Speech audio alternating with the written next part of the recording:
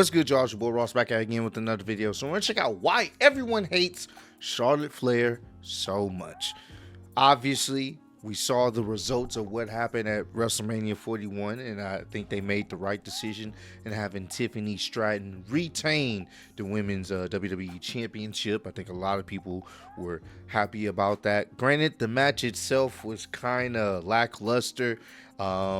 People were really hyped about this potential match only because of their, back and forth promo they had before WrestleMania, where things essentially went off the rails and went off script on each other and started going in on each other and verbally. So I think that what brought initial hype, but outside of that, people weren't too invested in this match, and the right person won. Now, Charlotte Flair hasn't been seen on television since WrestleMania, so the question becomes, what do they do with her going forward?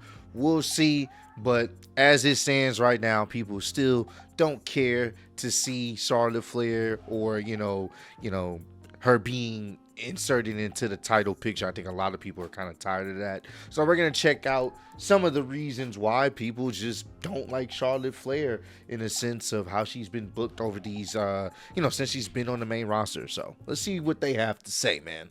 Charlotte Flair isn't rooted in a lack of talent. No one can deny her athleticism, her presence, or her lineage. But that's exactly where the issue begins. Charlotte Flair isn't resented because she's a bad performer. She's resented because WWE has consistently forced the audience to accept her as the centerpiece of the women's division, whether they wanted it or not. Her path to the top hasn't felt earned. It's felt inevitable. And after more than a decade of it, fans have stopped seeing her as a competitor and started seeing her as a symbol of everything wrong with WWE's booking philosophy. It's not jealousy, it's exhaustion. Charlotte's first Royal Rumble win in 2020 was already controversial. It was tone-deaf booking at a time when so many other women were on the rise. Shayna Baszler had dominated in NXT and tore through the Rumble like a monster. All the signs pointed to her being crowned the new unstoppable force. But WWE, in its it's really unfortunate. Shayna Baszler recently getting released from WWE. They dropped the ball with her, bro. I mean, even under Triple H's creative, they dropped the ball. They really dropped the ball with her. There's no reason why she isn't a former women's world champion in WWE.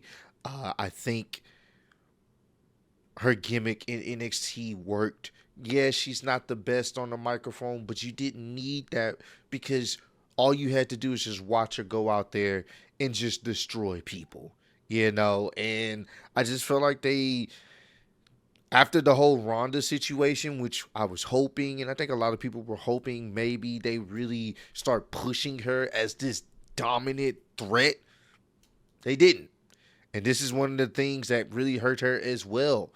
Like, it always goes back to Charlotte. And it's like, I think it'd be cool to see, the main roster would have been able to see, like the main roster crowd would have been able to see Shayna be the badass that we all know she really is. So, very unfortunate about that. Usual fashion pivoted back to safety. Charlotte won again, and instead of choosing a high-profile match on the grandest stage of them all, she decided to go after the NXT Championship, a move that not only baffled fans, but damaged the very brand it was supposed to elevate. Her victory over Rhea Ripley at WrestleMania 36 didn't create a new star. It crushed one. Ripley's momentum never fully recovered until years later. And even then, she had to claw her way out from under the shadow Charlotte left behind. The Royal Rumble is supposed to be a moment of rebirth, a platform to catapult new stars to the main event. Instead, it became another trophy on Charlotte's mantle, another statistic to pad her legacy. And the same story repeated itself when she returned again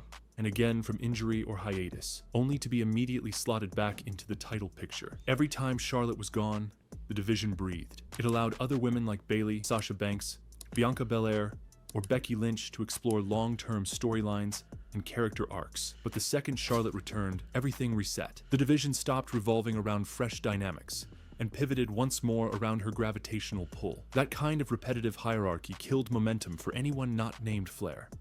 Her repeated title wins are perhaps the most glaring source of resentment. 16 recognized reigns, many of which felt completely hollow, rushed, or designed solely to inflate her resume to match or surpass her father's legacy. Which is what they plan on doing. A storied climb filled with iconic feuds became a checklist. Title wins, followed by short...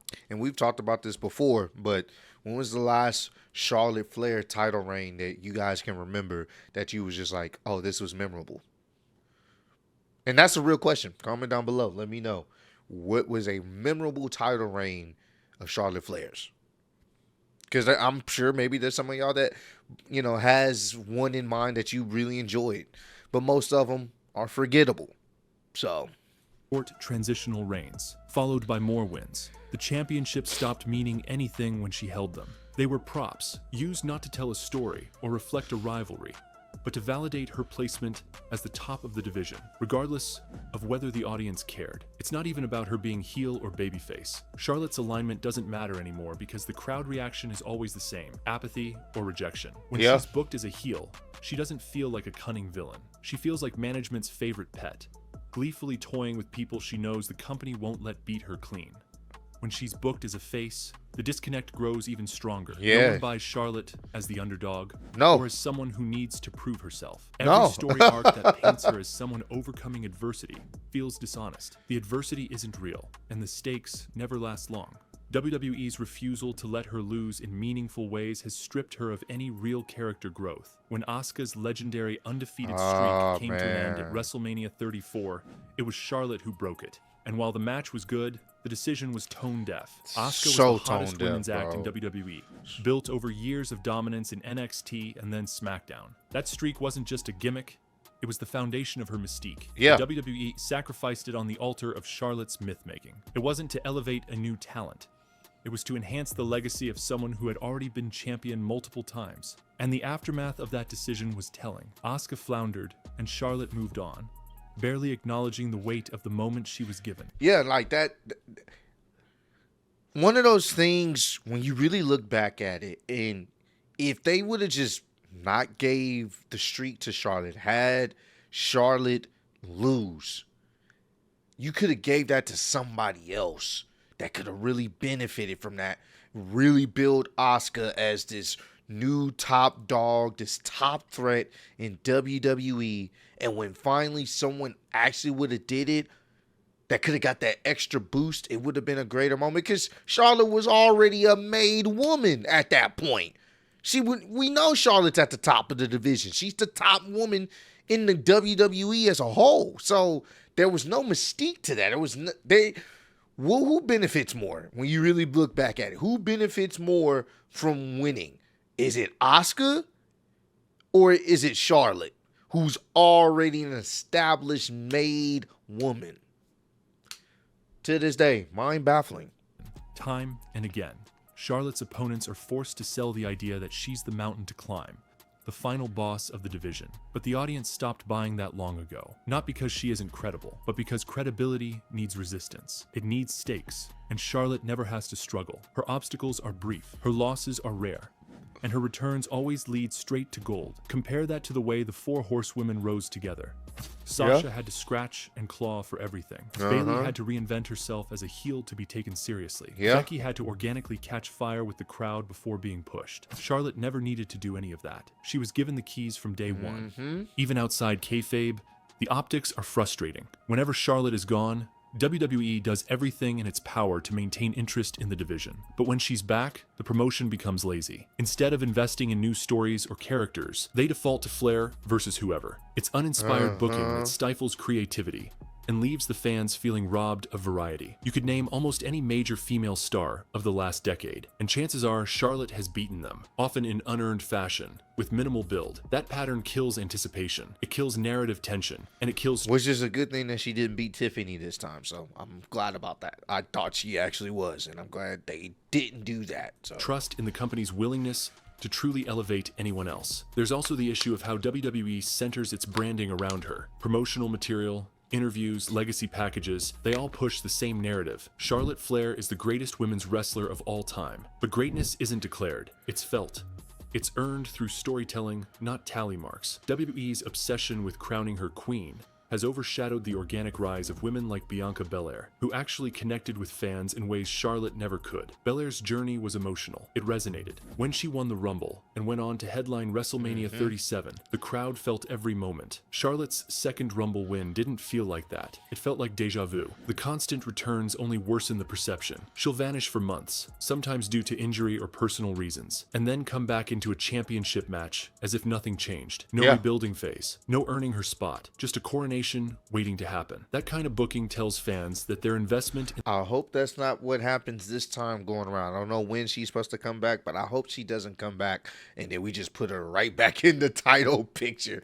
I have a feeling that may happen because I do think they're going to go the route of Charlotte potentially being the champion and maybe Jade being the one to chase after. I can see that happening. So that may happen sooner rather than later. So Tiffany time as champion may be numbered because whenever Charlotte does come back, I do expect them to maybe have a rematch, and I do think Charlotte's most likely going to win again. So it's only a matter of time. the week-to-week product doesn't matter, that wins and losses don't matter, that nothing anyone else does can override management's chosen one. It's telling that whenever Charlotte is out of the picture, the women's division flourishes with energy. Feuds like Becky versus Bianca, Bayley's Damage Cutterell saga, or Rhea Ripley's the AI couldn't say damage control. I don't know how they spelled it in the script. dominance have all felt fresh because they weren't orbiting Charlotte. There's freedom in her absence, but her presence always brings things back to the same cycle. Title match, title win, short feud, disappearance, rinse, repeat. Yeah. Her character has also been one-dimensional for years. While others evolved, Charlotte remained static. Yeah. Sasha explored her ego and vulnerability. Bayley became a delusional narcissist. Becky went from anti-authority rebel to cynical veteran. Charlotte has always just been the queen. No Yeah. emotional arcs, no real development. Just the same regality, the same superiority complex, and the same booking. Fans crave depth, and Charlotte's presentation lacks it. The crown she wears became a barrier to growth, not a symbol of power. Even the way WWE uses commentary and production to frame her hurts her image. Matches are called as if she's already legendary, with every chop or moonsault treated like a generational moment. That kind of manufactured reverence feels disconnected from reality. Fans don't like being told who to worship. They like discovering greatness for themselves. With Charlotte, that discovery was never allowed. WWE pre-packaged her legend and demanded you accept it. And then there's the Royal Rumble 2024 situation. When she returned as a surprise entrant, again, after months away, the live crowd's reaction was ice cold. Not because they didn't know who she was, but because they did. The pop wasn't there. The electricity was missing. She eliminated a series of rising stars to make it to the Final Four.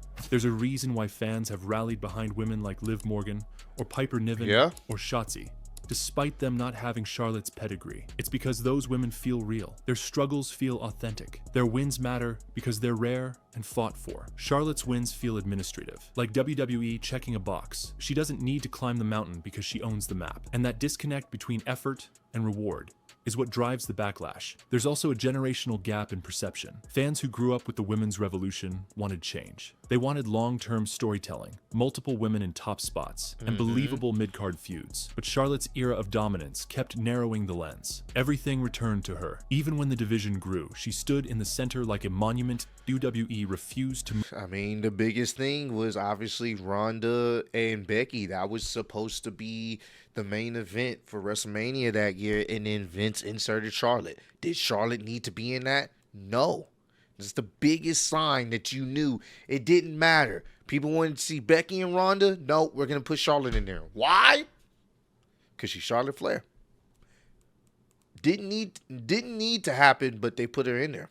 move around. And the longer that lasted, the more resentment built. Every championship she wins is met with groans, not cheers. Every return is met with suspicion, not excitement. Not because Charlotte Flair isn't capable, but because WWE has never let her prove she needs to be. They gave her the mountaintop and never asked her to climb, and the fans noticed. What makes the prospect of Charlotte Flair winning at WrestleMania 41 feels so unbearable to fans isn't just the tired repetition of her victories, it's the symbolism of what that win would represent. WrestleMania is supposed to be the culmination of long-term storytelling, the payoff for emotionally charged arcs, the crowning of new stars, or the final triumphs of fan favorites who earned their moment through grit and resilience. Charlotte winning once again, especially on a stage like WrestleMania 41, doesn't feel like a story peaking. It feels like a corporation stamping its seal of approval on a legacy it's forced the audience to accept whether they wanted it or not. This isn't about discrediting her in-ring skills. Everyone agrees Charlotte is elite between the ropes. Her athleticism is world-class, and her performances are often technically sound. But wrestling has never just been about execution. It's about connection. It's about journey. It's about making the audience feel something. And for years, Charlotte has lacked that connection, because the audience isn't being invited along for the ride. They're being told where it ends, before the story even starts. That's why the reaction to her WrestleMania involvement this year